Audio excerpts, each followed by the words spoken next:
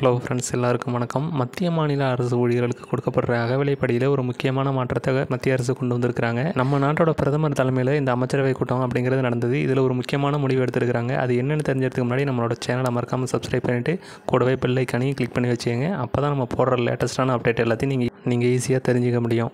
மத்திய மாநில அரசு ஊழியர்களுக்கு டிஏ அப்படின்னு சொல்லக்கூடிய டியர்னஸ் அலவுன்ஸ், அதாவது இதை அகவிலைப்படி அப்படின்னு குறிப்பிடுவாங்க. அரசு ஊழியர்களுக்கு இந்த அகவிலைப்படி அப்படிங்கிறத வருஷத்துக்கு 2 டைம் உயர்த்துவாங்க. இதையே வருஷத்துக்கு 2 தடவை உயர்த்துறாங்க அப்படின்னு பார்த்தீங்கன்னா, அதாவது பொருளாதார சூழ்நிலையை சமாளிக்கவும், அது மட்டும் இல்லாமல் இந்த பணவீக்கம் இதையெல்லாம் கண்ட்ரோல் பண்ணுறதுக்கும் அரசு ஊழியர்களுக்கு வருஷத்துக்கு 2 முறை இந்த டிஏ அப்படின்னு சொல்லக்கூடிய டியர்னஸ் அலவுன்ஸை இன்க்ரீஸ் பண்ணுறாங்க.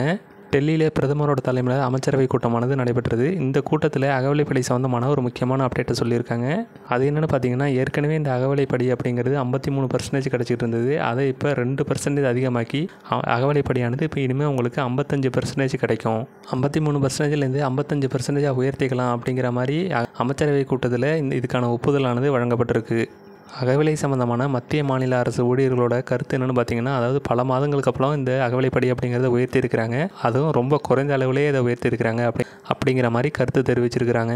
அமைச்சரவை கூட்டத்தில் இந்த டியர்னஸ் அலவுன்ஸை 2% தான் இன்க்ரீஸ் பண்ணியிருக்காங்க. இதை எவ்வளவு உயர்த்தியிருந்தால் நல்லா இருந்திருக்கும் அப்படிங்கிறத கமெண்டில் சொல்லுங்கள். அது மட்டும் இல்லாமல் இந்த இன்ஃபர்மேஷன் உங்களுக்கு யூஸ்ஃபுல்லாக இருந்தது அப்படின்னு நினச்சிங்கன்னா, இந்த வீடியோ உங்களோட ஃப்ரெண்ட்ஸுக்கும் ஷேர் பண்ணிவிட்டு மறக்காமல் நம்மளோட சேனலை சப்ஸ்கிரைப் பண்ணிவிடுங்க.